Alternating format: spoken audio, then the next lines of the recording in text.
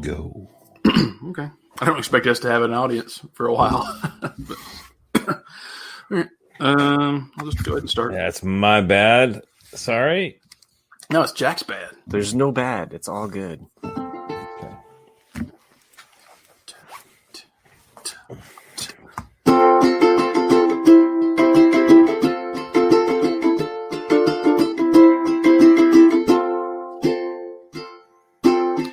Everybody gonna laugh tonight. Everybody gonna feel alright. Everybody gonna Ramblecast tonight. Everybody gonna dance around.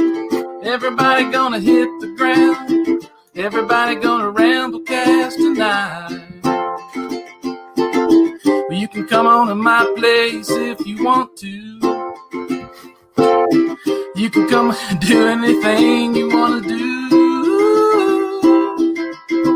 Everybody gonna laugh tonight. Everybody gonna feel alright. Everybody gonna Ramblecast tonight.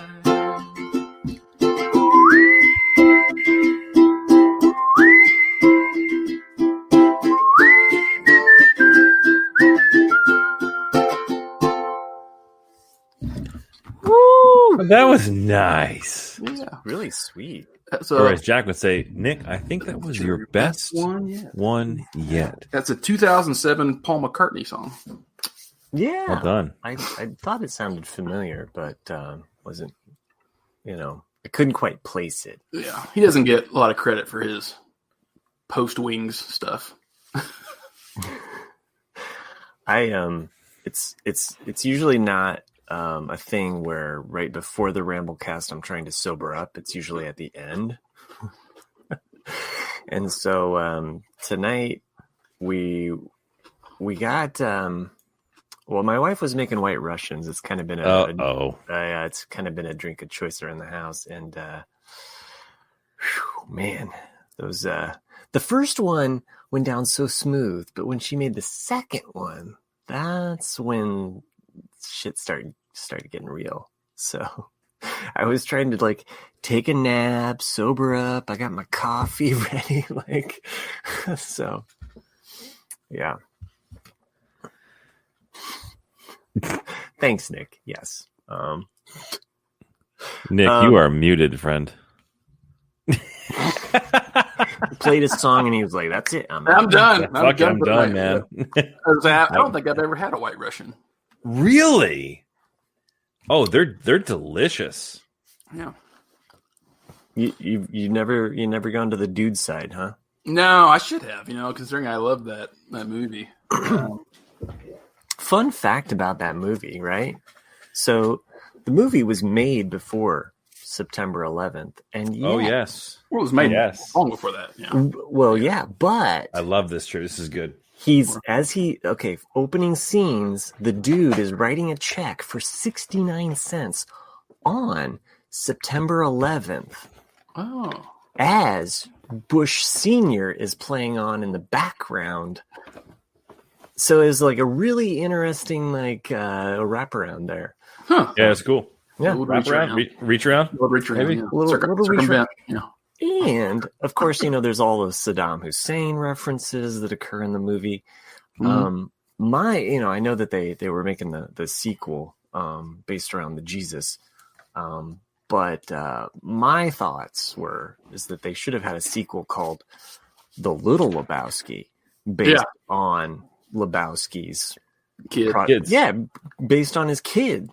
And it could be a play off of the fact that in the movie, they actually refer to little Lebowskis as being this the kids. The kids. Yeah.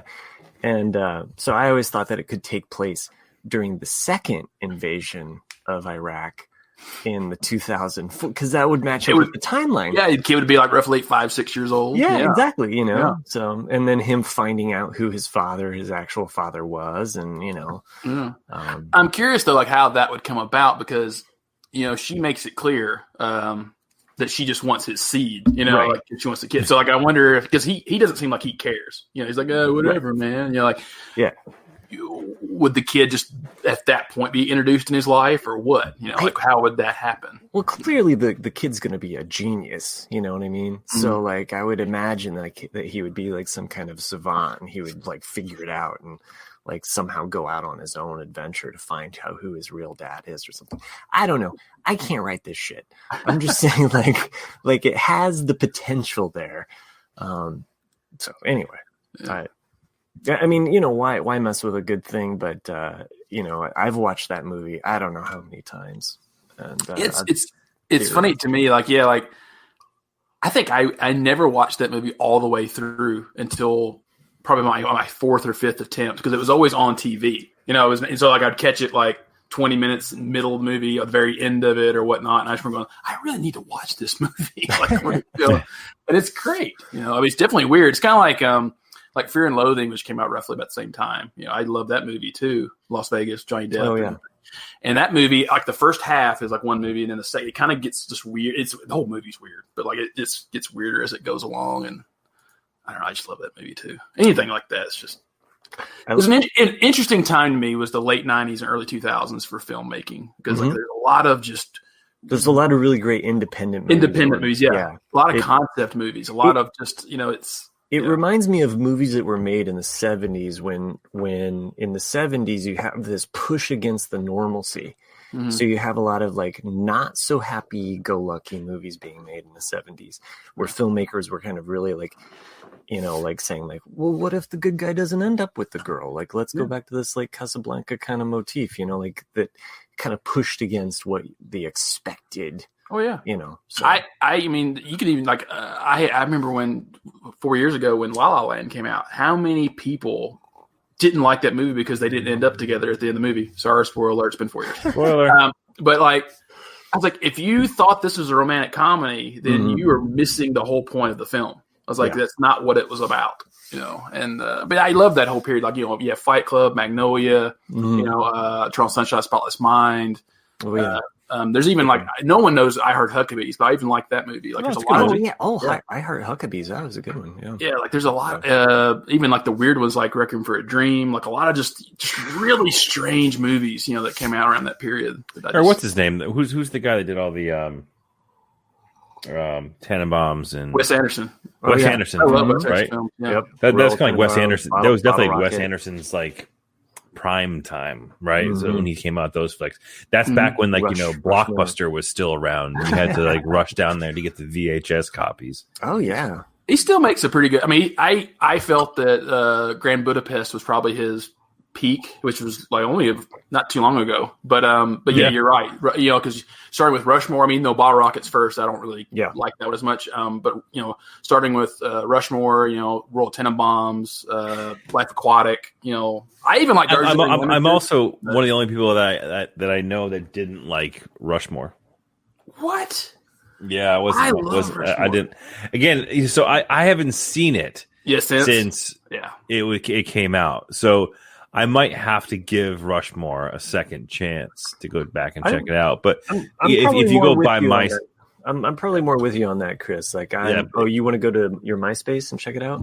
Well, I was gonna say if you go by my TV watching schedule, I thought you were gonna say. Oh right, you've got so much on your schedule, isn't it? I'm probably not gonna get to it anytime soon. It's so fucked up, man. Like of all this time that we have at home, I actually have less time to do stupid shit. Yeah. It's weird. It's so weird. Everyone's like, well, yeah, what are you doing, man? Why can't you do X, Y, and Z? Blah, blah, blah. I'm like, I'm fucking busy. Like, time that I had, like, in between work and doing whatever, and when my kids were either at daycare or at school to allow me to do other stuff, that time is that there's no voids. There's no voids in time whatsoever. So, like, I will say, though, that I'm proud to say that I finally finished Devs. Yeah, I mean that was only a week or two out, but still. But so what'd you think? What did you think of the ending? I fucking loved it. It was so good. Let me open up the YouTube here for a second. Yeah, there's nobody there. Okay. Because I've been wanting to pick your brain about it forever, and yeah, man, I really enjoyed it. I thought they did a really, really nice job with how they finished it off. Like that could have gone in like 17 different directions. Oh, absolutely. And I think they did the right thing. Because like that's like I said 2 weeks ago when we were talking. Excuse me. You know, like at a midpoint of that episode, that final episode, I just remember going like, "You better not cop out. You better not cop out." Because the entire time you're thinking that's what they're going to do, exactly what they're foreshadowing. Yeah. You're like, "Well, you better not end like that." And then of course it doesn't, and you're like, "Yes." But then the very end though got me. Because I'm glad Jackson here, but because I don't want to spoil him or anything. But wait, Jackson not here? I didn't notice. All right, yeah. I kid. But Jack will be, for everyone out there who's listening by audio, he will be here shortly. But like, because for anyone who wants to watch Dev, fast forward like 5 minutes. That's fair. Because she even said, the girl main actress has said that like, hey, this is just a simulation, and now that they're gone, he ordered Alison Pill to put them in the simulation, but they're still just a computer generated prediction of what their lives would be. So they're not really there, but they are there. And that's one of those weird things where I was just kind of confused. It's like, and then like even the person at the very end talking with Alison Pill was like, you think she was like a military person or something like that? Like, because like in a way, this is a way for them to have immortality. Well, wasn't she the governor or whatever that visited in episode 3? Right. Yes. Yeah, dude. So rad. Like I'm a big fan of how the end. It was very Black Mirror at the end. But they had a little bit more hope than what Black Mirror has. Yeah, absolutely. It was like I dare I say it was a happy ending. It was close to a happy ending that you could get. And I love the little infinity necklace that she's wearing. Yeah. Like I never noticed that before. I don't know if she's had it on like in the previous episodes, but she's got a little Mobius strip basically necklace that she's wearing. And the name of the company, it's still the same, but like what the company does, like their little tagline is right. Like it has to deal with like quantum, and that was something that he was always against prior to that. So that was like a little like thing like in the background that like if you like picked up on, you're like, oh, okay, like that's interesting, like just the way that they changed and twisted things. Yeah, I'm curious. Because he told Alison Pill to put him in the system. I wonder if they put him in the moment in time before they passed away, and that's why the sign changed. Is because it's a predictive model of saying, well, they didn't die, so the company wouldn't have changed. He might have gone into quantum if they hadn't have passed away. So are you saying in a very Lostian way that he went back into the simulator at that point, but she went back at her last moment, like the morning of? Yeah, so like basically, because that's how they explain it, like the pencil theory. It's like we can predict it. So basically, when he expired, he knew he was going to. So he told Alison Pill, take my consciousness and put me in this moment in time, basically before the crash happens. Because remember, there's thousands and thousands of options, and they're in the good. Right. He says so. She put him in the good version of his life at that moment before his family died, and that altered that prediction of what his life could have been from that point on. So then, technically, he had Alison, what's her name, Pill, put both of them in the same timeline. In the same timeline, yes, but at different points. At different points. Yeah. Hence the lost finale theory of like. They all convene at the same point, which we saw on screen, but they entered it at different times. Right. Very cool show, man. Like overall, I just want to give it a 2 thumbs up. It's the show that I've been recommending when people are saying, "Well, what are you watching?" I'm like, "Well, I was watching Devs, and I stopped, and now I started watching it." So that's the show. That's like my number one recommendation for like a real show. I mean, obviously Dave is fucking phenomenal. But it's a different type of show altogether. It's got different letters. Definitely has different letters. Yeah. And by the way, not to shit on Westworld because Jack's not here, but I haven't watched it yet. When you take Devs and the production level value and the amount of money that was sunk into that versus Westworld, and you're just like, oh my gosh, like on a purely sci-fi level, I feel like it goes further with less. Yeah, you know, it really does. Yeah, and you know, and I've watched the rest of Westworld this season, and I mean, not to crap on it, because there was things that I loved about this season. Yeah, and the direction that it took. Yeah, it just I didn't connect with it as much as I did with like the first series. The first season is great. Yeah, like I'm totally like in that world and all of the concepts that they're dealing with. I think that it gets a little too heady for its own good, where it's kind of like trying to be too meta, where it kind of out metas itself, where you're just kind of like, okay. And it gets to the point where you're like, what am I caring about? Yeah. So I think I'm like, I might be like 2 or 3 episodes back now. I don't even know.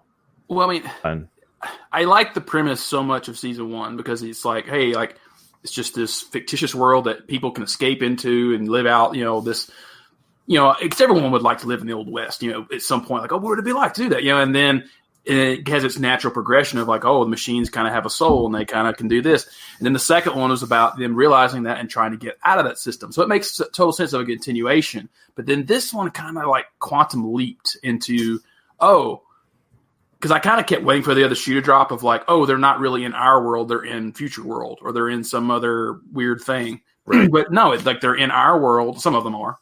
Mm-hmm. And even we are in a simulation of sorts. And you know, so it's like, and now they're trying to break us out of kind of in a way of our prison, but really are they trying to break us out, or are they just trying to take over our world? And you're kind of like, what the hell is this shit? Like, what am I watching really? You know, like, you know, Aaron Paul, who they have cast, like I love his character. I'm actually a little bit more invested in him, but some of the things that they did with him still, it almost like pushed me back with every episode. Like I was more invested and cared about his character in the first episode than where I was at the last. And to me, that doesn't bode well for the writing or the show when you take a character that I'm like, oh, I like this. Like I like, you know, and then all of the twists and turns get me to a point where I'm just like a mouse in a maze, and I'm just like, okay. Well, maybe I missed this, you know, because like there's some type of episodes I'm not really paying attention to. I'm just kind of listening to the audio in the background. But like with his character, you know, you see how Rachel Evans' character is kind of like not manipulating him, but using him in a way and like trying to guide him into her plans and all this. And because I'm such a stickler for like how things happen, like why they happen. And so you know why the people on Earth are revolting, you know, but how all of a sudden did they all just buy into like, oh, he's going to be our leader? Like, oh, he never proved himself. He never talked to any of these people. All of a sudden he's just like, he's John Connor. And you're like, what the fuck? You know? Yeah. So, mild spoilers for sorry.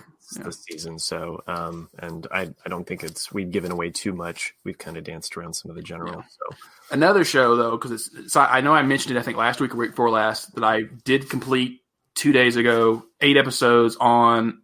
Oh, you did? Yeah, you got cut. No, I didn't. I thought you did. No. Me trying to tame it, but it's the hat is perfectly matted it down to where it doesn't look unwily like mine. But if I look this way, I'm like Conan O'Brien. Yeah, you just need that curl, the big curl. It's an Amazon series called Tales from the Loop, and that is Black Mirror. It's not as grim as Black Mirror, but it's the kind of or Twilight Zone. It's the entire every episode you're just waiting for the other shoe to drop, and you're just like, fuck. And even the last episode, like I just kind of was like, oh, this is gonna be good, man. This is what's gonna happen. Like I was clinging to hope, and then you're just like, fuck. Yeah, you know. But it's good. I mean, it's a good series too.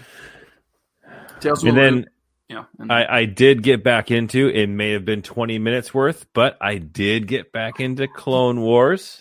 I'm on season 4. So I was trying to my day is interesting. My days change on Monday through Friday. My schedule changes. I may have calls early in the morning to having to go do like safety checks at the store, the whole 9. But I've been having a lot of my calls are 15 to 20 minute calls, but I have them from 8 a.m. until noon and then so every 15 minutes I have a call. I kind of take a 15-minute buffer in between them.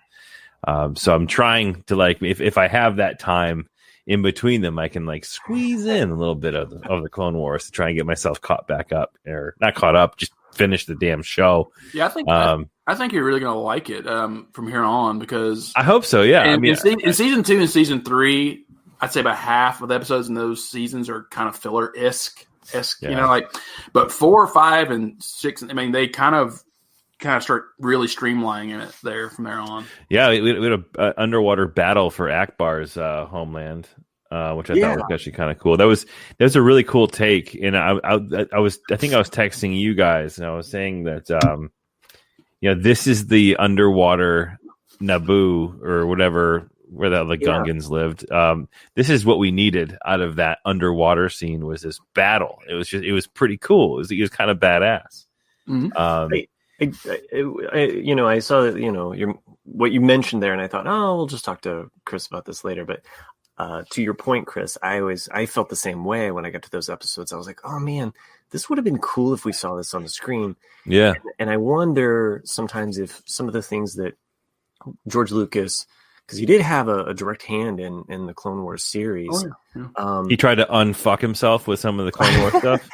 I do think that he put in certain things that he always wanted to try. Yeah. Well, That was kind of one of those things that when we got to that, I was like, oh yeah, I could see how he wanted to do this. Yeah, I think the Clone Wars is as close as we're ever going to get to if George Lucas could have made Star Wars in the 70s in this format, what it would have been like, because he always wanted it to be a serial like Flash Gordon, but at the time, movies were the major medium, and of course the budget would have been insane to make a TV series, So I think that's why he likes the Clone Wars so much, because he can tell little bitty stories that all will line up together. There's certain things that they could do in the cartoon format that they could just never do in a live action. Just with the technology, even thinking in terms of underwater and how realistic that might look with people underwater. How do you film that? That's something that I think even computer animators have always worked on when they're messing with CGI, is like how can you get water to look like what it is? So Greg says in the chat, who doesn't love Kit Fisto shirtless on an underwater jet ski? Exactly. Kit Fisto is an underrated Jedi, man. And it's the one thing that's always made me mad in Revenge of the Sith is he goes down like a little bitch, because he's such a great Jedi. The other two, you're like, okay, whatever. Kit Fisto should at least had a few lightsabers, but no, Sidious just gets him, and you're like, what the hell? Like Kit Fisto was a badass son of a bitch. He got the short end of the Lucas stick. Mace Windu showed up with 2 red shirts and Kit Fisto. Yeah. It's like shit. Yeah. It's funny. I remember Dave Filoni catching shit like even early, like at all the Comic-Con panels, because he loves Plo Koon. Plo Koon is like his favorite Jedi. Yeah, he swings some Plo Koon's nuts, man. He's in so many episodes, and I'd forgotten. Yeah. I've been binging it too, Chris. I'm all the way. I'm season 4 as well, and nice. And I'm just like, I forgot how much freaking Plo Koon is in all these episodes. That's very good there. It's funny because that Star Wars. Another fun story about me not having time to do shit. So I've been playing. I've told you guys before. I played Star Wars Galaxy of Heroes, which is like a mobile app, right? Mobile app. It's a lot of fun because that's how I know a lot of the characters from the show that I have not fully watched yet, because they're in here. And then of course, when I started hearing about them in the books I listened to a few months back, I was like, oh, I know that fucking dude. That's cool, right? But Plo Koon is like the shittiest character in this game. Like he is fucking useless in this game. No one uses Plo Koon. I can't wait till you get to Mother Townsend and her storyline, so you can be like, oh, okay, now I know who Mother Townsend is. No, he should. Yeah, well, no, I know about Mother Townsend. Oh, is she? Okay, she's also in the game. I know her from the game. Oh, yeah. She's not in the game? She is in the game. She's in the game. Yeah. That's what I thought. Yeah, she's only in 2 episodes. The Night Sisters in season 3. So just the introduction of Savage. Dude, so hold on. Yeah, so that episode is probably my favorite episode of the Clone Wars yet. with the introduction of Savage, right? And how she brings him back with is it Talia? Was Talia in that episode? Maybe it wasn't Talia. You talking about Ventress? What are you talking about? No, Ventress is in there, but there's also another Night Sister. I'm sorry, this is definitely some barbecue talk here. By the way, Jesse, Jack is not here. We sacrificed him to the island. That's what the island wanted. Yeah. He's down there turning the donkey wheel. You know. He may show Jack up later, will be gone. It's a good thing we're talking about this now because he would just be like snoring this. I showed up this crap. What the hell? Oh, I hate the barbecue. Boo. Hold on. Let me see. I'm pulling up the character list right now from the game. I'm gonna look at the Night Sisters. Yeah, I'm glad that you're. Talia. Yeah, Talia is like she's a healer in the game. I'm assuming she probably plays. She's one of the Night Sisters. Yeah, she's one of the Night Sisters, and then I haven't seen old Daka yet. Is old Daka in the Clone Wars? Old Daka? No. Yeah, probably not as an okay. Don't know. That sounds like somebody wearing like dock shoes. So this is old Daka in the game. Oh, I don't think she'd be. No, no. So she's. I think she's from some of the extended universe stuff, but. Well, we can't wait for you to catch up to the. Yeah, I'm working on it. I'm working on it because that. I mean, the last 4 episodes are a movie. It's a movie. I don't even know how to refer to them because like my kids and I talk about it all the time, and I'm like, no, the last 4 episodes. It's its own thing. Like it just, and as I've mentioned to Nick, I really hope that they just release like a movie version where I can just watch all 4 of them like together because they all connect. I mean, it's just like one fluid movement, really. Just broken up by. Oh, so thanks, Greg. Greg just kind of clarified. So it says Talia is never said by name in the series. Her design is used, which is why I think I recognize her from that episode. So obviously, I mean, all the Night Sisters do resemble each other.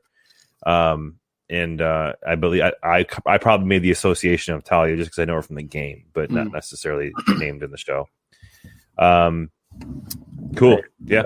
I don't know. Oh, so Greg, are you in Star Wars Galaxy of Heroes as well? The reason why I brought that up, I thought it was funny, is that like I've been in this guild for a long time. It's one of those games you're part of a guild and you have to do like daily bullshit to fulfill your guild duties and whatever. I didn't realize that I hadn't logged into this game in 2-3 weeks since being home. And I got kicked out of my guild for inactivity. What? Mm-hmm. Wow. Yeah. Well, so Greg, if you got any openings in your guild, invite me. He needs a guild. Ewoks were never mentioned by name either. So in the movie, nor should that be. Yeah, I played the Star Wars Commander. You know, Chris. That's the one. Yeah. And they announced, I think 2-3 months ago, that game is going to be going away after 5 years of me playing it. But I was actually kind of happy because the guild I was in, it was just a bunch of ball breakers. I mean, we're like at the top because we've been playing since it started. A bunch of nerds. It's a bunch of nerds. But it was one of those like where you're fighting another group, and it was like all these limitations of what you can do and like what troops you can use and what tanks you can use. And you're just like, I'm so tired of having to think about like tanks or taints. Tanks too. Yeah, there's definitely some taints in that game. Yeah. Okay. But just clarifying there. Thanks. So I was like, oh, glad it's going away. I can finally quit this fucking game. They've done a. Let me turn the light off. The only guild I'm in is Guildenstern and Rosencrantz. Nice. If you've heard of that. Thanks. They've done a nice job. I don't know if you can see. I'm trying to pull out just a little bit here. I can see it a little bit. Yeah. They've done a nice job with like updating a lot of characters. So this is my bounty hunter list here. Oh, Bosk is my OP for sure.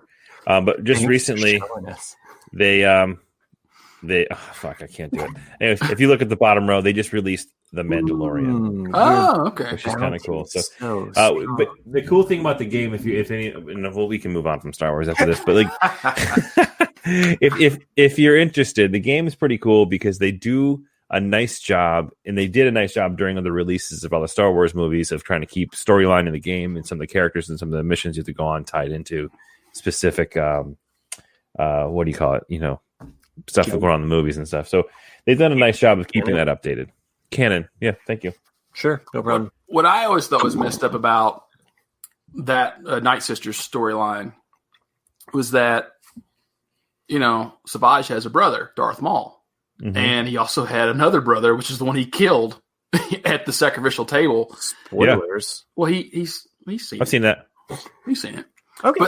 But That was season 3, Matt. Honestly, I'm on season 4. I can't remember Christ's sake. what shit happens when. I seriously, like, there's so much Clone Wars that I'm always like, when did that happen? Yeah. When did it happen? Anyway, Dude, sorry. I just thought that was weird.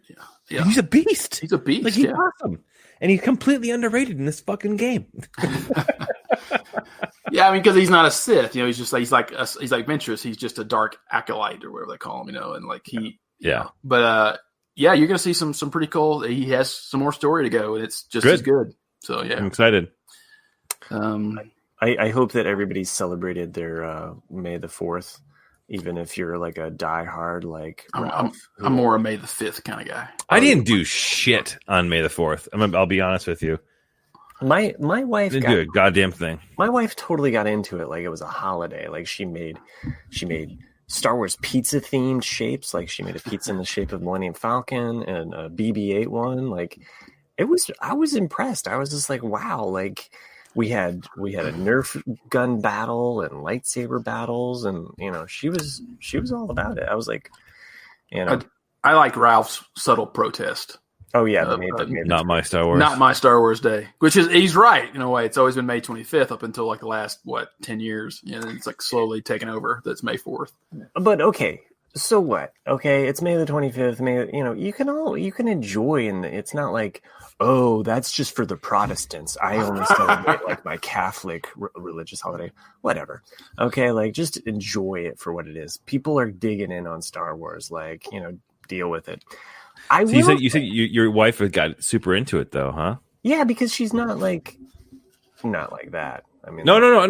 I'm leading into a conversation, and okay. I wasn't getting at that. Sorry. Okay. It came off that way. I apologize. Sure, you got into it. No, I mean it was just cool that like as a family we could all enjoy it, and the geek side of me. Okay, side note. The Goldbergs, they had an episode in which they dealt with May the 4th, and Adam Goldberg is celebrating May the 4th back in 1980. And I call bullshit on that. Bullshit. Oh, yeah. That was never, ever. So many inaccuracies. Nobody celebrated May the 4th back in the 80s. May the 4th, for those in the chat who are questioning what May the 4th is, it's a play on words. It's like May the 4th, or May the 4th be with you. And Revenge of the 5th. And by the way, if you were a Star Wars fan back in the 80s, you would have celebrated May the 25th, just like Ralph is like a diehard, like purist and says no. And Life Day. And Life Day. Those would be the nobody celebrates Life Day. Yeah, everybody's trying to forget that day. Anyway. So your wife, the joke that I was going to make was not at your wife's expense. It was actually at my own, as my wife has never seen a Star Wars movie. Oh, It took my wife a long time. Yeah, we're still married. It took my wife a long time. I think it was actually by the sheer fact that I slowly converted all of my children. It took a long time, Chris. I know your daughter's just kind of been like, on the fence. It took a long time for my daughter to come around to being like, Ahsoka's a badass and she is my spirit animal. Getting there, man. I got to get her into it. Because although my son might get into it before she does, and that's okay. That was my in. Actually, I got my son first, then converted my daughter, and then slowly took over the whole family. It's a very Machiavellian, Darth Sidious kind of way of taking over. So, you like your son, or no, mine, or whatever. Mine. You like your son, mine. I mean, it's Lord awesome. Vader. It's awesome that she's got into it, but she still will say stuff like, "Oh, well, we watched Return of the Sith the other day," and I'm like, okay. Say what? Yeah. I'm like, it's cool, babe. It's cool. But it's gonna pop up some rosé right now. We can celebrate. Okay, I'm not gonna give you the revenge of my Sith. I'm not gonna chastise you for saying Return of the Sith. Okay, so what? But, yeah. But anyway, we had a good time, and we did actually watch Revenge of the Sith on Revenge of the 5th, and So It's better than Revenge of the Nerds, or is it? I actually like Revenge of the Sith. I mean, it's not the perfect movie, but I thought you were going to talk about Revenge of the Nerds here, because I think the second one, Nerds in Paradise, is the bomb. Great movie. Yeah. Oh, Chris, just speaking of sequel, prequel type things, I was reading just somebody's random offhand comment on Facebook today about something like that, and they were like, "You know what I want? I want a freaking One-Eyed Willie prequel to Goonies." You know, and I was like, I've never thought about that. Like, you know, that's what they were talking about, how they're thinking about rebooting Pirates of the Caribbean now with the redhead from the blue girl in Guardians of the Galaxy. And she's going to be like the new Captain Sparrow, but not really, just another story, you know. Really? And that's what someone brought in the comments, is like, you know what movie I want? I want a One-Eyed Willie pirate movie, damn it. You know, and I was like, that's a great idea. I've never thought about that. Like, but it just shows them ending in like locking themselves into a cave. And building a bunch of slides and just fun stuff for kids to do. You know, like, we're gonna make it a music park. We're not gonna try to get out. We're just gonna make a music park inside this cave. And are they ever going to explain why the fuck a Spanish galleon is in the Pacific Northwest? Yeah. Don't worry about the history. You know, that was even one of the comments too. It was like, well, you know that there was no like women captains or women pirates back then because it was very frowned upon. And they're like you said, this is fiction, so get over it. You know. Yeah. I do hope. I haven't heard any grumbling since I think I mentioned it last week. But what's his name from the Goldbergs pitched that script to Richard Donner. I haven't heard anything about that. I mean, I don't know if it's just bullshit or whatever, but man, I would love a continuation or a new take on one of my favorite movies of all time, The Goonies. Like, I absolutely fucking love that movie. It's been my favorite movie ever since I was a kid. It was the second or third DVD I bought just because I was poor in college. You know who else loved that? J.J. Abrams. Did he? I'm just making a Rise of Skywalker slide. Because you guys made the comment. Anyway, sorry, I lost it. Everybody that's listening is like, "What? What the fuck is Matt drinking?" What happened? It's coffee. It's coffee. I'm sobering up. So if you're just joining us, coffee doesn't make you sober. It just makes you a hyper drunk. True. Cheers. You're mixing a depressant and a stimulant together and just causing haywire and misconnections in your brain. It's like drinking a vodka Red Bull. It's terrible for you, but fun. Speaking of fun, we should probably do a commercial break. Yeah. So much fun.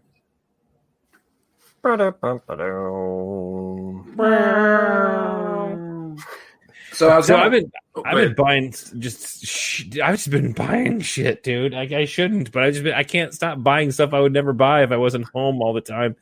What did I get this week? I bought a fucking compost tumbler. Put the bodies in.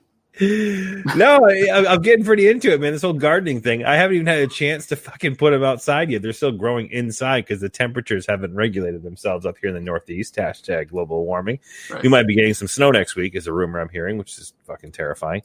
But I bought a compost tumbler. I put that son of a bitch together yesterday. It was a pain in the ass to put that thing together. But I'm looking forward to making some sweet black golds, as they say in the gardening world, of some compost. Nice. So I just threw a bunch of shit in there yesterday, and in a few weeks, a couple months, I should have some super compost. It's funny how like your priorities get different as you get older, and like I've been house hunting for 8 months or so around here, and there was one that came up because they don't move. Yeah, I know. There was one that I actually saw. It sold like the same day it went up, but it had 6 elevated gardening beds, and I was like, if I'd have been in my late to mid 20s, I'd have been like, "The fuck am I gonna do with that shit?" But now I'm like, "Oh, they got gardening stuff!" Like, Yeah, dude, it's great. It's great. So you're in Colorado, man. You can grow it, dude. Yeah. Well, you can grow it here too. Yeah. Oh, okay. Well, it snows lighter too. Though. Just stop it, guys. Just stop. whatever. It's not my fault you live. Not my fault you live in Pennsville. But I'll tell you though, the whole gardening thing's been fun. I haven't even brought them outside yet. They're growing in my room in little seedling cups. But I didn't think it was going to sprout, but I've got some cantaloupe seedlings that are sprouting, which is kind of cool. So I might grow some cantaloupe. By the way, since you're getting into composting, I made the mistake a couple years back when we had thrown out some melon seeds, like some acorn melon seeds, acorn squash. Sorry, melon. But I had thrown them in the composter, right? Didn't think anything about it. Used the compost the next year. Basically gardening around the house. You take the compost out, you use it when you're planting stuff.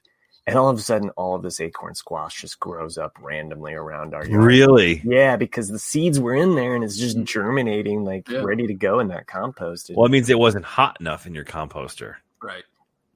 Until it's moved. Yeah. Well, but you're still not supposed to put any kind of seeds in there because it can survive. So, yeah. I mean, if you put it in the fall, and essentially by this time spring rolls around, it's hot enough to keep them alive or something like that because it didn't compost them down. So a lot of times what will happen is that you got a green brown kind of mixture, and so over winter you don't have enough brown going in, but you're throwing all of your table scraps in there and what have you, and then by the time sometime in the spring we'll take all of the leaves that we used on our beds. Because you can kind of put leaves down as a little ground cover on all of the beds of your flowers and plants. Take them all off in the spring, throw them in that composter, and that stuff just burns. It just ignites because you get the right mixture going. Yeah, you're looking for a 2/3 to 1/3 mix. I think is the right mix. You want 2 parts brown, 1 part green, as they call it.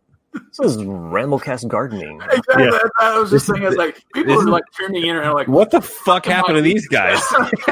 They went from Star Wars to gardening. This is a combination of lockdown at home with trying to do things that are sustainable, for reducing impact on the landfills and the environment, and turning 40.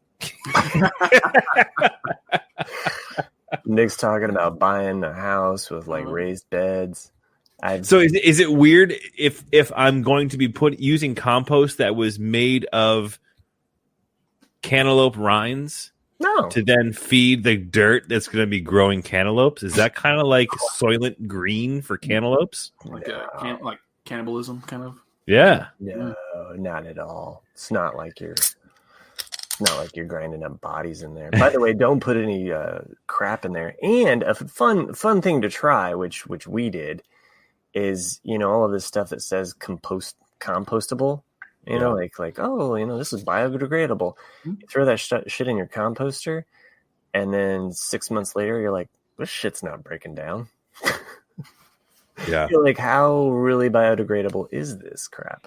Yeah. So. Yeah. Well, what's interesting is that, 2 weeks ago, a month ago, I never thought two thoughts about doing this, and then I started going down this rabbit hole of the whole gardening bit. And then now I'm fucking getting into it. This is what I do. I find something and I get super hyper into it. And then I just go balls to the walls for a good few months. And then I'll, come December, I'll probably forget that I even fucking own one. Yeah. Hey, Jack. How's it going? Welcome to RCADCast. Yeah, we're basically doing a Martha Stewart podcast right now. Okay, because I just want to say, Nick. Yeah. Best song you ever started with. Yes. Yes. We may have picked up that line for you. But I didn't do a song. I think that was actually the best joke Jack ever laid down. Pretty solid. Pretty solid. It was a pretty good song. I could have probably been here about 25 minutes ago because Survivor, 2 hours of mostly commercials, and then the last 25 minutes, a recap of the season. So was it the final season finale or whatever? No, next week is the... Oh, jeez, how long is this fucking shit? And next week is 3 hours. What? Seriously? 3 hours. Yeah, dude, that's just the networks running out of fucking shit to do because everything is shut down. Well, that's how they always do it. But what I would have done if I was CBS, I would have said, okay, we're not having any content. I said, let's not have a 2-hour episode tonight. Let's have an hour next week, an hour. I would have dragged this into June. I really thought those freaking fire tokens would really play a part this season, and they've basically been nothing. And you're like, well, what the hell? Well, it could pay off for someone from Edge of Extinction. I know, but like you really thought like, oh, this is really going to be some kind of huge power play. Like, the more they collect and all this, and like it's really not been as what I thought it was going to be. Because I was kind of hoping, like Rob and his wife, because they're basically a pair, that. He would have stayed in the game a lot longer, and she could have been like feeding him stuff, secretly. And it's like, this could be really a game changer if, you had an alliance and someone on the other side. And it was like, and then just, well, they could have stayed in the game, but they were probably smart to get him out. Yeah. 3-hour finale. Yeah, so Jack, you missed some good stuff. We had some good Owen and Beru's barbecue talk, which that's nice. You missed, unfortunately. That's nice. He always misses the barbecue for some reason. I know, and then I wouldn't say he misses it, but he missed it. And then we jumped into a little bit of gardening and composting talk. Nice, because I was saying how I have just. In being locked down, I keep buying weird shit that I wouldn't buy if I wasn't locked down. All of which I did buy through jayandjack.com/Amazon. However, there you go. Too should shop all of your Amazon needs at jayandjack.com/Amazon. Expect some shipping delays for some non-essential items, but if you're going to buy it from jayandjack.com/Amazon. Well, Cindy saw your planner and she wanted me to build it, but now she saw this thing on Facebook. They're like $9 for these rubber round things. Yeah, I saw those too, but I told her, I said, I don't know about that. I go, what do you do with them when what do you do with them when the winter comes? Yeah, just bend over and I'll show you. So I was actually again. So with me, I've gotten super hyper into this gardening bullshit, and I found a super cute girl on YouTube who does a great series. I've subscribed to her channel about gardening because she's not hard to look at and she can grow some serious shit. Forgot her name though. I'll give it to you. I was watching another video of this dude who kind of was giving a review of those gardening beds, like those rubber ones you just kind of fill with dirt and they stand by themselves. He says they serve a purpose, but overall they suck. Yeah, I said it's only $9. How good could they be? Yeah, you read the private chat. Yeah, you got there. Sorry, yeah, people. I just told Cindy, I don't know. I could build one probably cheaper than $9. I go, it's just that what I was looking at today, because since did all this construction, we're having tons of snakes, and I've never seen. We've always had copperhead, but I've never seen an adult copperhead.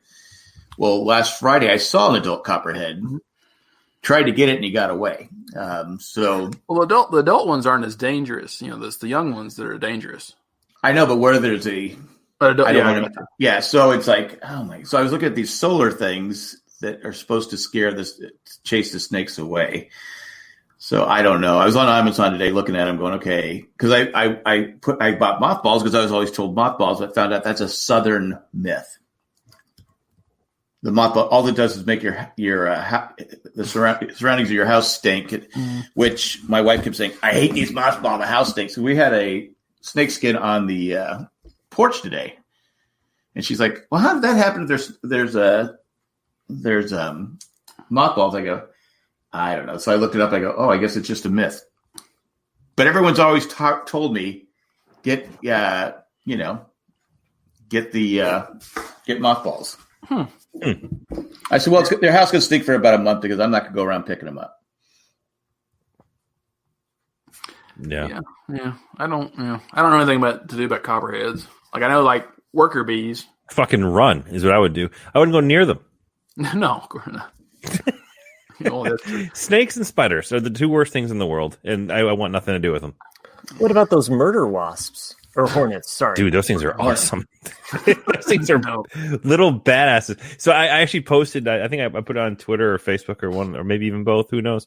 I was just wondering what's the over-under and how long it's going to take, our fearless leader and his followers to refer to them as China Hornets.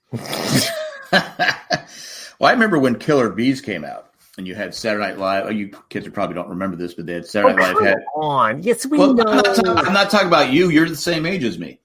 But I'm talking about the younger guys on the podcast. But they had, you remember Saturday Night Live where they had John Belushi, the Killer Bees, and they'd be bandit. But then they had all these movies out there. You know, the Killer Bees and they, you know, I don't know anybody that got killed by a killer bee.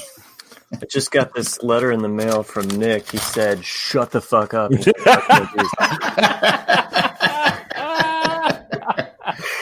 Yeah, okay, Matt. I'll get off your lawn. Outstanding. That was outstanding. You fucking old people are so cranky. I only have a short time. Like this. Oh, you only have a short time? Well, I got to record Survivor after this. Oh, I thought you already had recorded. I thought I haven't even started yet. Oh, that's all right. We're about 45, almost an hour in. Well, before Jack has to go, then yes, I wanted to talk that's sports related. So Chris was saying earlier, you know, he's at home. He's at home, but he doesn't have time to do stuff that he wants to do. Well, yesterday and today, I've been building a map, so I don't have to like really concentrate on it. I just kind of do it, and I can have the TV on. And I binged watched all 6 episodes. There's going to be 10 total of the ESPN series, The Last Dance, about the Bulls Magic. I haven't watched it yet, but no, I've heard. It's so freaking good. I mean, I don't even care about basketball, but like I was like, it brought back so many memories of the late 80s and early 90s, you know, because they did a really good job of, because it's really focused on the 97-98 season, but each episode is a flashback to something in the past, and then usually each episode is dedicated to one of the players, you know, but they always bring it back to Jordan in some way. Well, I know that Isaiah Thomas had it because he was left off the Olympic team, mainly because they think that Jordan. They blame Jordan blackballed him, but it wasn't just Jordan; it was a lot of them. Well, because a lot of people didn't like Isaiah Thomas. Yeah, none of them did, because they do a really good job of explaining that. They leave out some of the stuff early on, like. Because Jordan's very first, this is not in the show, but Jordan's very first All-Star game, Isaiah didn't like him even then, and like they basically made it a point that we're never going to pass the ball to Jordan, right? So that pissed Jordan off to the point where he just despised everyone on that team, and that's the way he was though. He was so driven. I was like, I'm going to show you, I'm going to beat your ass, and stuff like that's what drove him to be who he is though.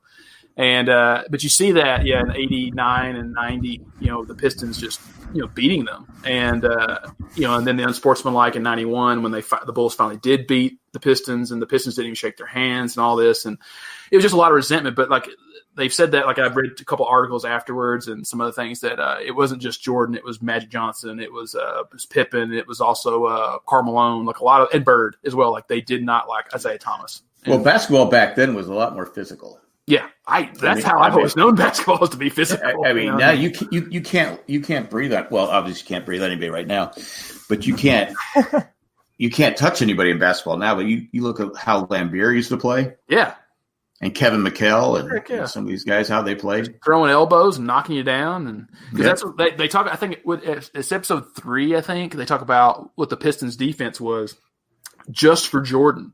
And I forget what they call it. It's like Jordan something. And it was basically, like if he even gets in the air, you knock him on his ass. I mean, it was just every time. It was like it's basically you're laying him out like a linebacker. The Bill Lambeer School of Basketball. Yeah, and it was like, because like they said, like once he got airborne, you couldn't stop him. So like you had to stop him before he jumped. See, that's the difference between like you have Wayne Gretzky where people would try that, but then Edmonton would have their goons go after whoever did that, and guys knew that, so they wouldn't do it. They wouldn't go after Gretzky. Yeah, they wouldn't go after Gretzky. It's like, do you remember that cartoon where they had like Jordan, Gretzky, and something All Stars? Yeah. What was it? Who's the other? Space Jam? Was it Bo? Bo Jackson? Yeah, Bo Jackson. Didn't they have him on there too? Well, because it was Bo knows, right? Right. Pro Stars. Okay. Yeah, I vaguely remember that cartoon, but I remember Gretzky and I'm trying to remember the other person that was pulling it up right now. So Pro Stars was Bo Jackson, Michael Jordan, Wayne Gretzky. Bo Jackson. Yep, those are the 3. Very short lived. I gotta go. Oh, okay. Really? Yeah, they're ready. They're actually ready to record. So, all right, Jack. If you're still recording when I come back, then I'll check. Well, I know we'll still be recording, but I just 3 of you will. Okay, never mind. Peace out, Jack. Bye, Jack. But I'll see you guys next week. Okay. Yes. Okay. Best show ever, Jack. One in a million. Yeah, I just want to say about I didn't talk about last week was Bad Boys, the third movie. That's okay. Yeah. I thought it was the worst pile of crap I ever saw in my life. It's not that good, yeah. I said, "Wow, are we just phoning it in? Are we just collecting a paycheck? What the hell? What the hell? The stupid CGI and I go, no plot. It's just dumb, stupid fucking movie." Will Smith. I'm glad I didn't go to the theater and see it because I would have been pissed. Yeah. When was the last time Will Smith made a good movie? Probably I Am Legend. Yeah. Yeah. Oh yeah. Yeah, that was a good one. I saw that in IMAX. Also, the Ben Affleck movie that wasn't bad. He plays a alcoholic. Oh, I don't know that one. Oh yeah. He's a basketball coach, plays the alcoholic. Yeah. And then TV. Yeah. I finally got my wife to watch Mindhunters, who she kept fighting me on. Oh, good. Did she like it? We watched it in 3 days.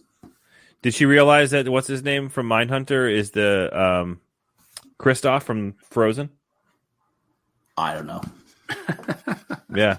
Fucks you up when you realize who that is. You're like, oh my God, it's Kristoff. Who's Kristoff? I've never seen Frozen, so I don't know. Oh, really?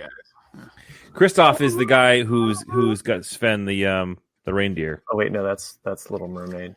But which guy from the main character? No. Oh, you mean Holden? Yes. Really?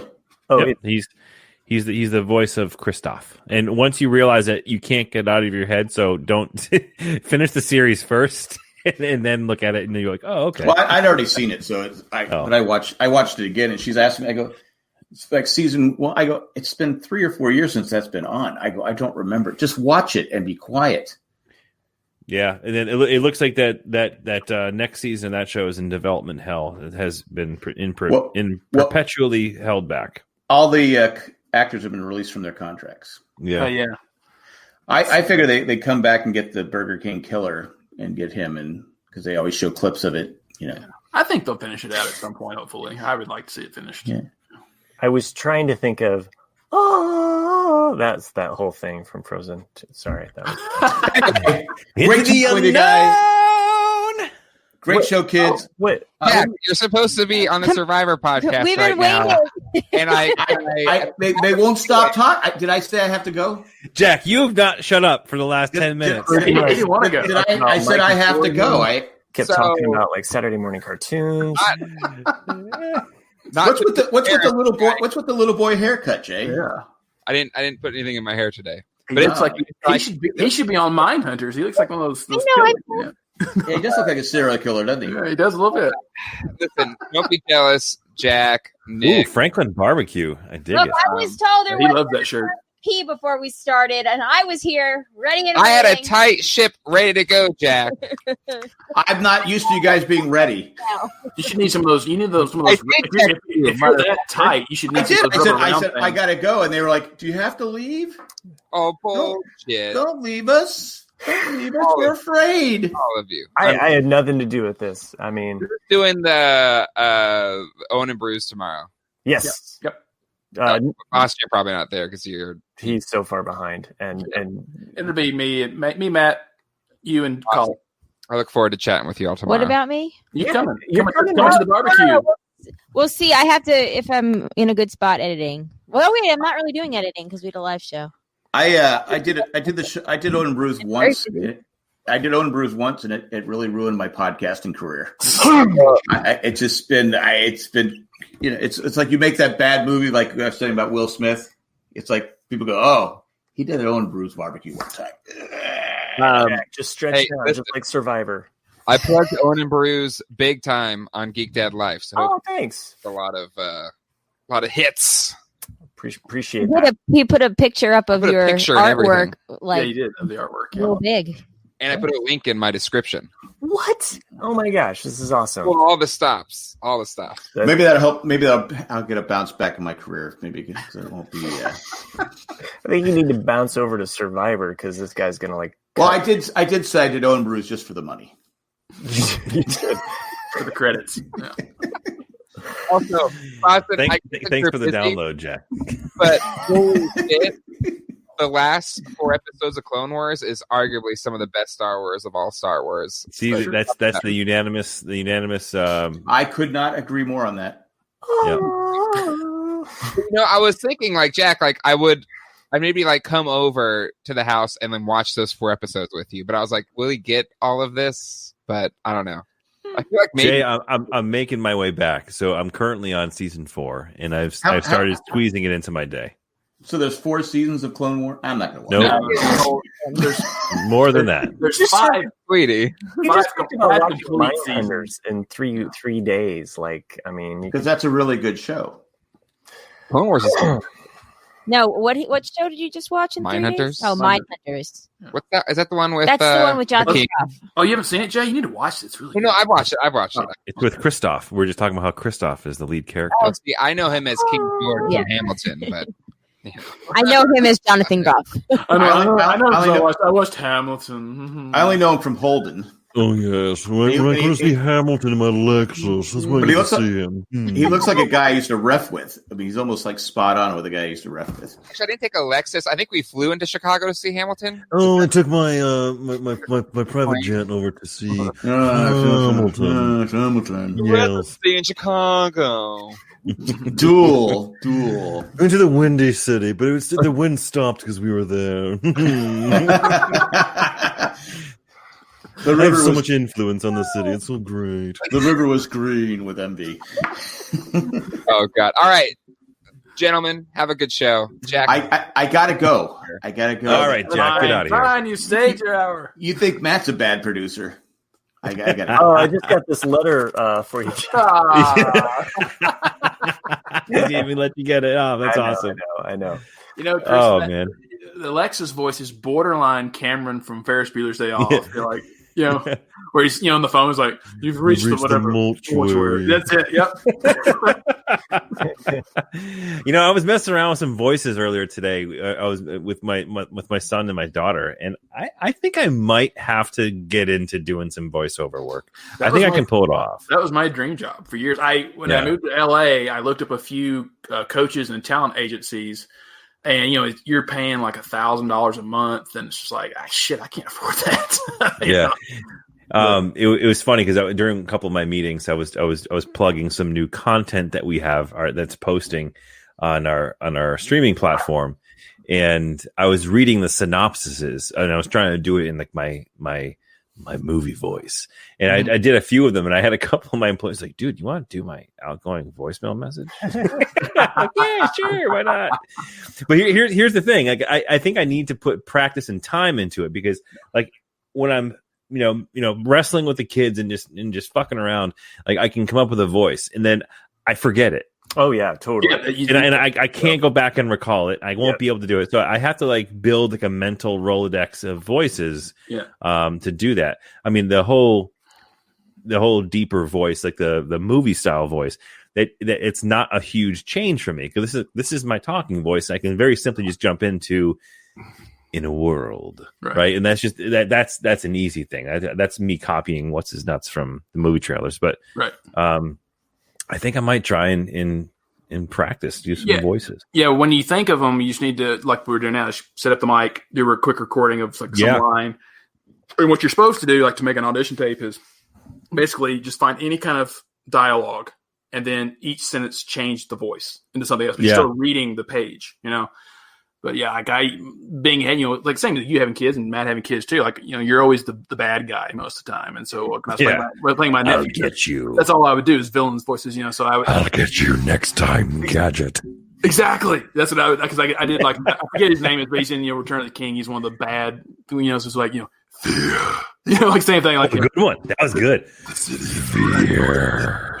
Like you just do that, and then I would, like a, to catch a fish, the juice is sweet. So you just, dude, not bad, man. That's pretty solid. Any kind of voice, you just do them. They're fun.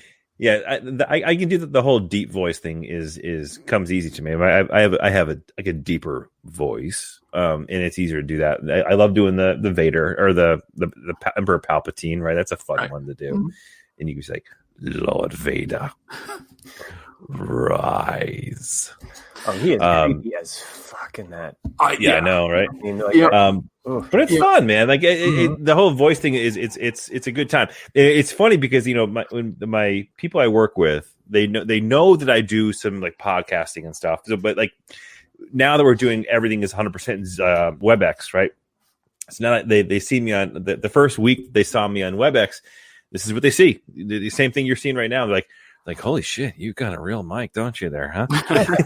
I'm like, yeah, I mean, this is nowhere near like a studio, like quality, like, professional audio production mic, but this is like a, in total, probably like $150 setup, but people pay hundreds of dollars alone just for the microphone. But people are like, oh, wow, you're really into this shit. I'm like, yeah, I am. You're like a geek about this stuff. You're like an audio nerd. I will say this though, Chris.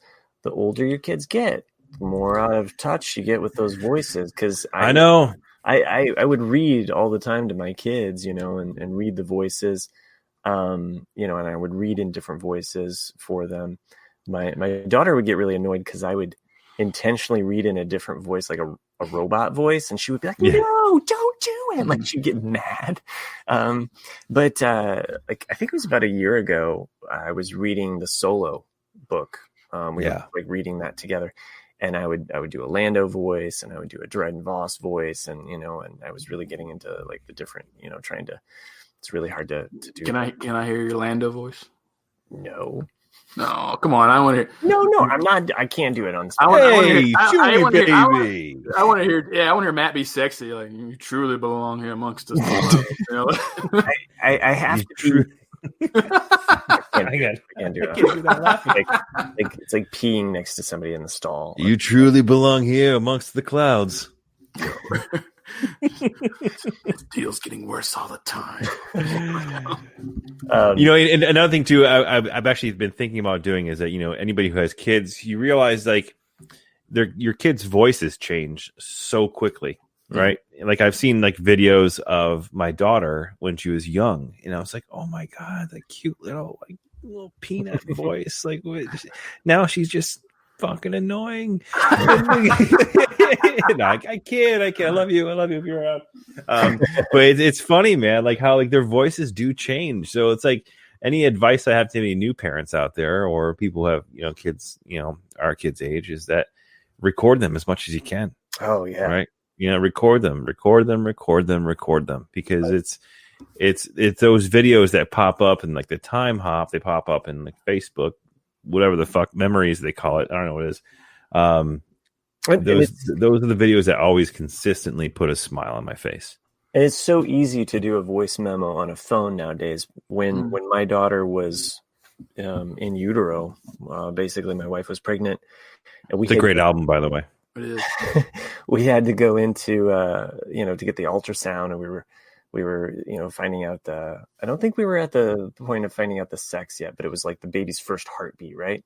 So we're going in there, and I had like a little like kind of handheld recorder, because we at that time, forget cell phones, we just didn't have that on our cell phones at the time, and so I'm recording it. And I ran across this little recorder just the other day, and it was like so amazing to kind of go back and hear that heartbeat. And you can even hear the woman say, are you recording this? You're not allowed to bring any recording devices. What? Yeah. That was that fee. Yeah. No, bitch, do your job. It's my job. I just make money off of this. And then the very next like recording is just me like muffled, like recording, like it's just like.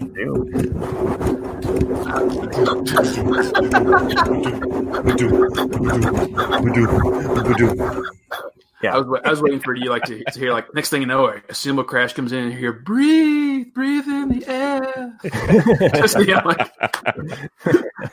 We're gonna go into some Pink Floyd shit now. That's what I'm saying. Like you said, you start with a heartbeat. I'm just saying. Yeah, it's just Are they doing a live Survivor podcast right now? I don't think so. I don't think so. No, they should. I think they were just doing. We don't have the link. We don't have the link anyway, but it would be cool Our if we entire crashed it. participants list just it just stopped as soon as they left. It just stopped. Yeah, actually, we were at 10, and I think we're only down 1. So we haven't had any comments in a while. So we have 9 watching. So I think we lost. Okay. Just everybody that was here for Jack. They were just like, I'm out. These guys, they're the 3 stupid guys. So, anything else you guys have been watching or doing during the quarantina? So, you know what? Another stupid bullshit thing I bought. I bought a bagging system for my lawnmower. I just ordered it tonight. I'm gonna go pick it up tomorrow to catch your grass. To catch the grass. You're one of those people. Well, no. Here's the thing, and here's the problem. So I feel like what I'm going to do is I'm going to alternate because for the last year and a half, like last summer, I was here in the house I'm living at now. I was mulching, and I got too much and it just killed areas of my yard. Absolutely, just fucking destroyed my yard. So I decided I'm going to get like a bagger and a system there. So that helps because I have a ton of pine trees that kind of are the perimeter of my property. And pine needles are the fucking bane of my existence, especially with anyone who has it. You have a house and you have a yard that's got pine needles in it. It just destroys your land. So I'm going to use it to be a lazy no-raker. Reminds me of my favorite line from It's a Wonderful Life when Jimmy Stewart goes over to Mary's house after she's back from college and, she's like clearly into him and he's just like, I give 2 fucks about you. And he sits down next to her and he's like, see, it still smells like pine needles around here. It's like so random. I'm just like, what are you doing, dude? And then, of course, they have that romantic part where he shakes her and he's like, I don't want any ground floors and I don't want any bullshit, and he's just like so pissed at her. He's about ready to smack her, and Mary's mom's above the stairs and she's like, oh, Mary. And then they kiss and you're just like, what the fuck was going on in the 30s and 40s? Like you could just have an abusive relationship and fall in love. So speaking of random, I'm just checking out the chat and Randy in the chat was mentioning how he just finished watching Band of Brothers. Now, is this his first viewing or just it was his great and humbling. Yeah. It sounds like being great and humbling. He's probably discovering this. This is his first time watching it. But he then continues on saying, now I started Lilyhammer. Dude, I forgot about that show. Lilyhammer is one of the funniest and best Netflix series. And if my memory serves, I believe Lilyhammer was Netflix's first Netflix original movie or series. I think that was like their introduction into making the Netflix original series. But I think they bought the rights from the production company, and they went through it. It stars Steven Van Zandt of Sopranos / E Street Band fame, who is he was in the mafia, and he goes into a witness protection program.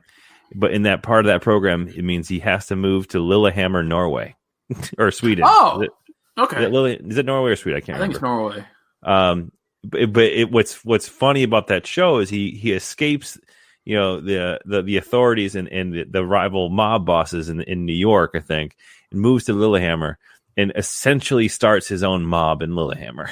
It's actually a really, really good show. I think it had 2 seasons, if maybe not 3. I don't even know, but very good show. Just looking up stuff about it, so I will try not to get too far into it. But it says Lilyhammer is Netflix's first ever Netflix original.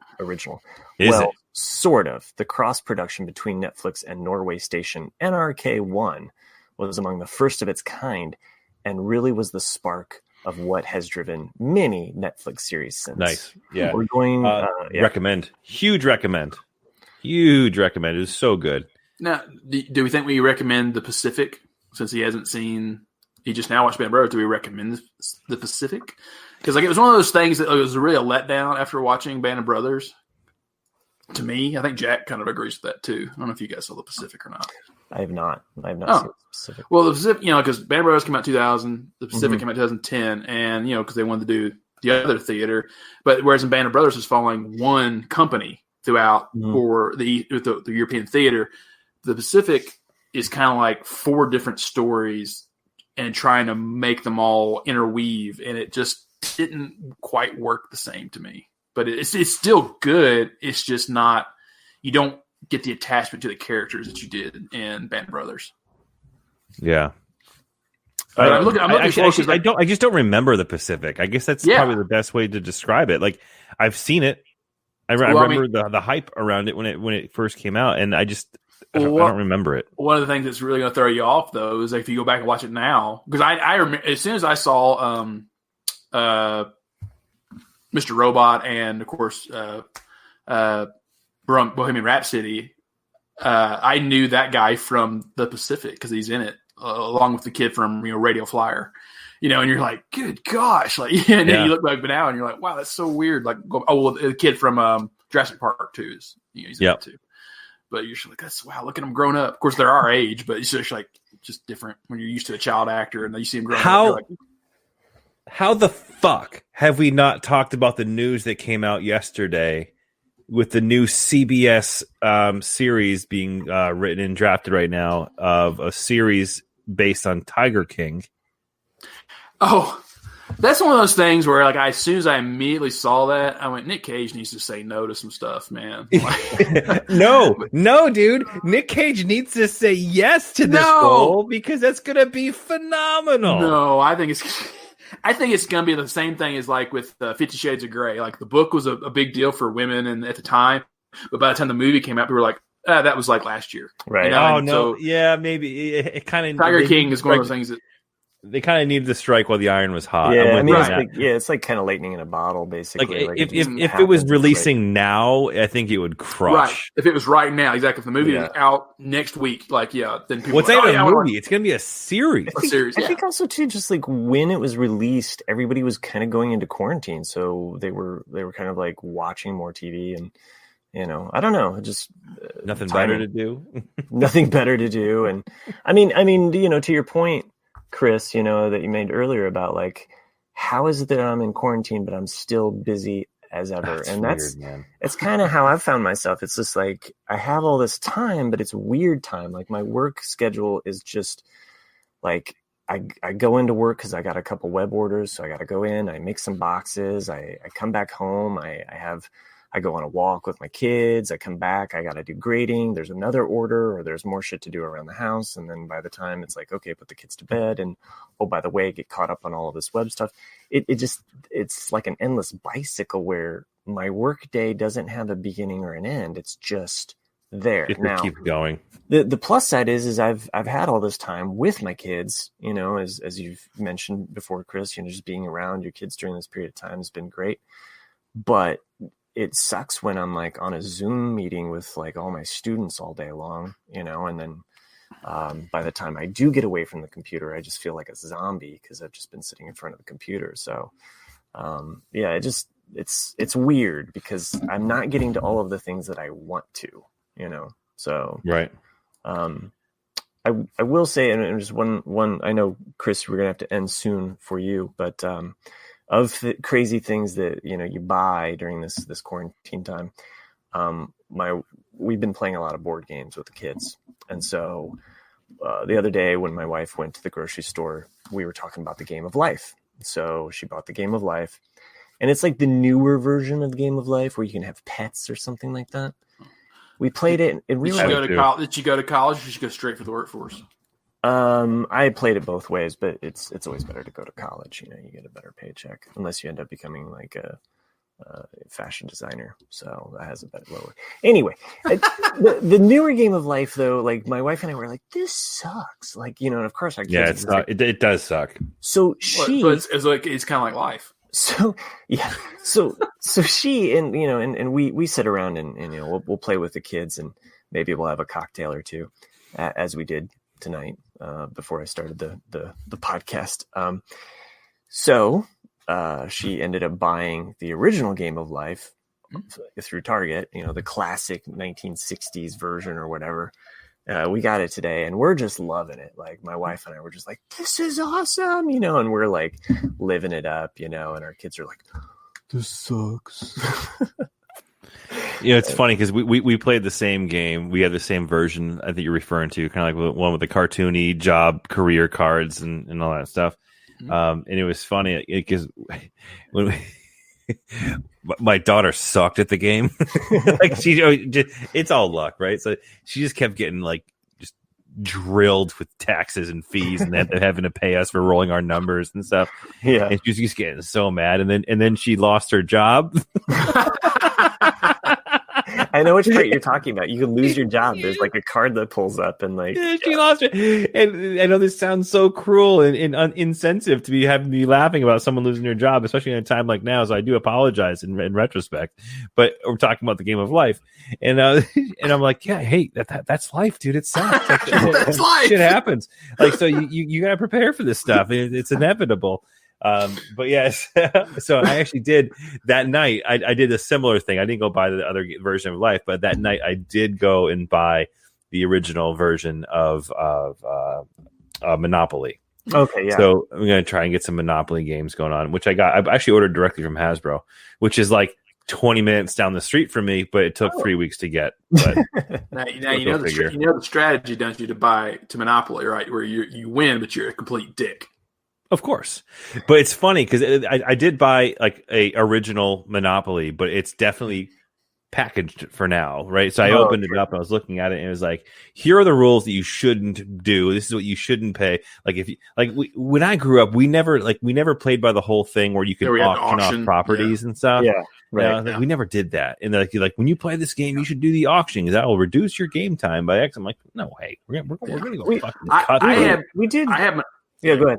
Well, I had Monopoly on NES, and that was one of the greatest things. I mean, it's either NES or Super Nintendo. I can't remember which one, but that's what. So it automatically, if you passed on it, it automatically went to auction. And you're like, oh, this is awesome. And then there was different ways you could cheat on that one too. But I mean, I was just like, do you guys know the rule I'm talking about though? Like how to play it to where you win, but you're a dick.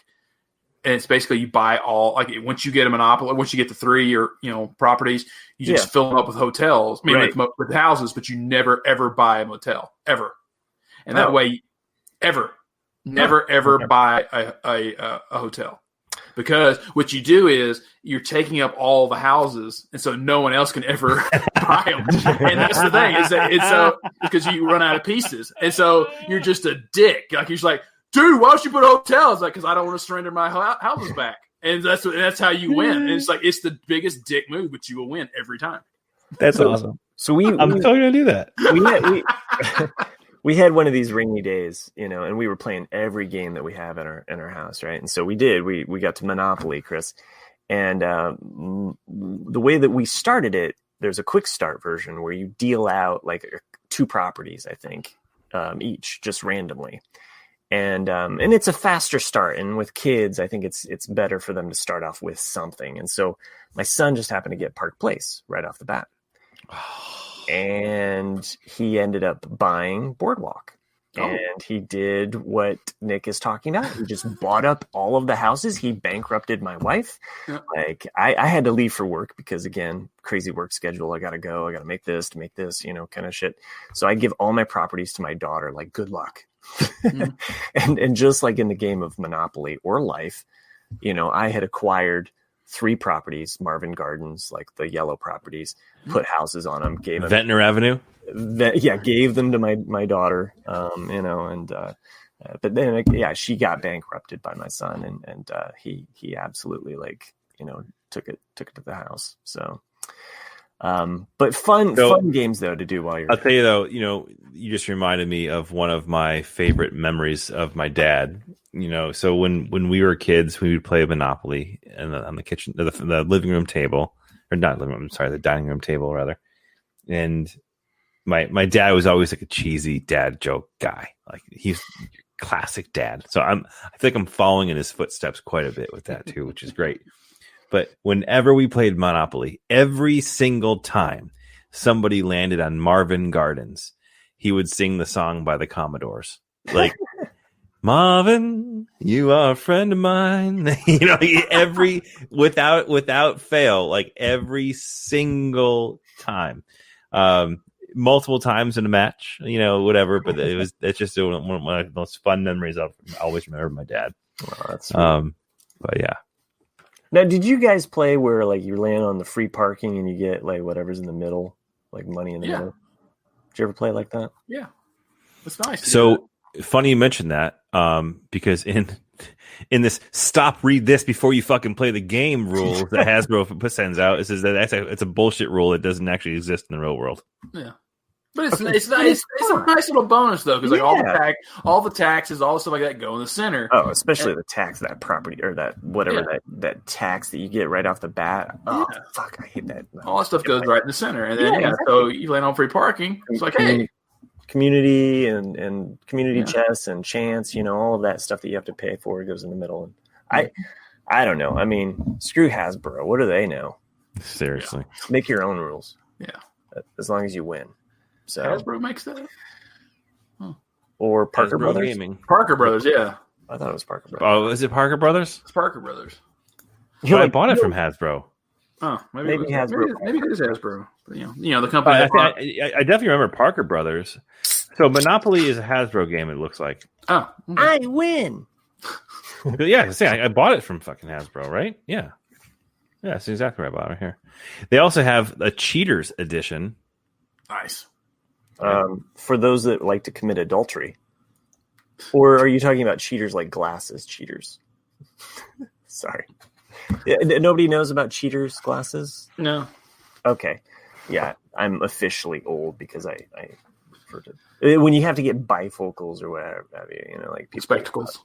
People call the other glasses cheaters because anyway. You know what I'm saying? Like, I got you. Yeah.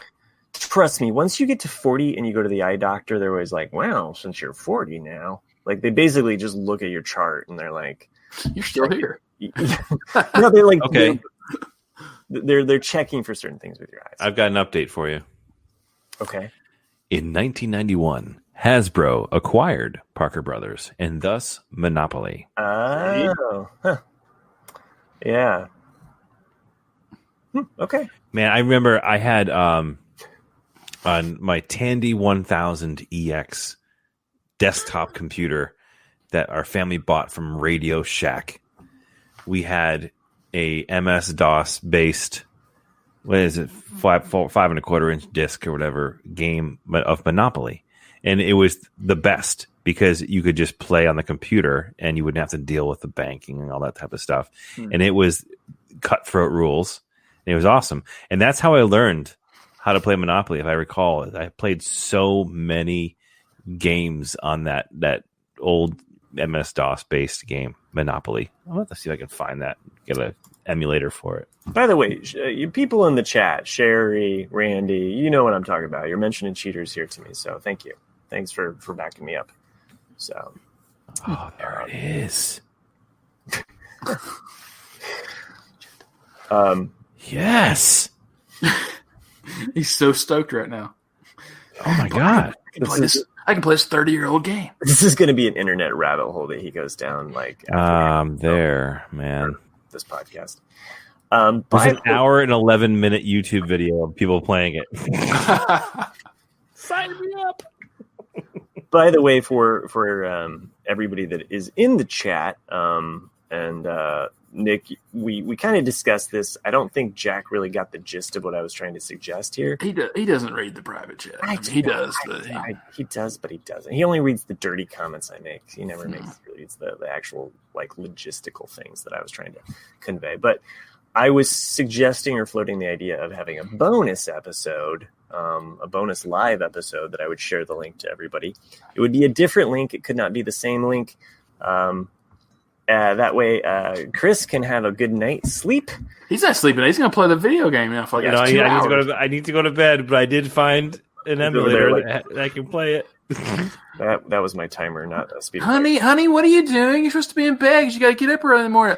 I'm playing this 1991 Monopoly game I played as a kid. Shut up. Oh my god, dude, this is so good. You got that European call in the morning, honey. I know. You got the European call. So anyway, Nick, are you down with this bonus episode happening, Hell or High Water, or no? I mean, yeah, I guess we could. I don't know what we're going to talk about, but sure. I don't know either, but, we just talked for the last couple minutes about board games, so. All right, guys. That's it for me. So, are you guys going to do an extra episode, or are you going to cut this one? What I would do is I would just create a new one as opposed to going on with this, or because that way it would give Nick and I a break, and then I would post the link for the new show, and it would be a bonus episode on our bonus feed. Does that sound good to everybody? Beautiful. Yeah. Nick, are you down with this? Because I don't want to wrestle you into something that you don't. Well, you're the fan favorite, so I figured you could be a one-man show. Well, we're going to be back next week at our normal-ish time, right? Yes, that's what you were saying. Your schedule is a little bit lighter next week. Was this not normal time? Well, we usually do 10 o'clock on Wednesday. Yeah. So, but then we got this whole Survivors. Right. So we started. To me, 7 o'clock is normal. Well, 9 o'clock is normal, but yeah. Yeah, my mornings this week have been just batshit, and it's going to be like that for another few days. But next week I should be good. Okay. For everyone that is in the chat, check out the Jay and Jack Facebook page, and I will post a new YouTube link. Miami Mike, I know you're not on Facebook. I don't even know how you get these links. Like, does Jack tweet them to you or something like that? Does he slip you his name? Share the link on the Patreon. Oh, I will, Sherry. I got to find it again. I just closed it out because I need to go to bed, but you're going to make me do this again. MS DOS.